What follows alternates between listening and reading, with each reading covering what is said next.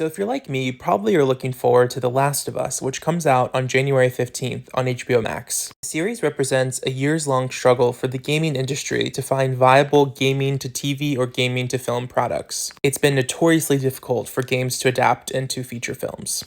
The game, which originally came out in 2013, follows a man charged with shepherding a teenage girl across a pandemic ravaged America, where infected individuals are reduced to mindless assailants. Neil Druckmann, the game's creator, seems like a really cool guy, and I love what he said about how a truly great adaptation can enlighten this whole other audience that cares about storytelling and hasn't realized that there's amazing storytelling happening in games. Interestingly, they tried to remake this show once before. In 2014, a film version of The Last of Us was optioned by Screen Gems. But the creator of the game and Screen Gems had a lot of disagreements. So apparently, the creator's sort of aesthetic was No Country for Old Men, but Screen Gems wanted to create a more like World War Z, big, bombastic, like blockbuster type film, and they were just kind of at odds. I actually love World War Z, so interesting that they didn't go for that. But I haven't played the game, so maybe that's like blasphemous if you love the game. Luckily, though, the guy who wrote Chernobyl was really interested in The Last of Us, and following his like massive success in Chernobyl, the head of HBO encouraged him to write what makes you levitate.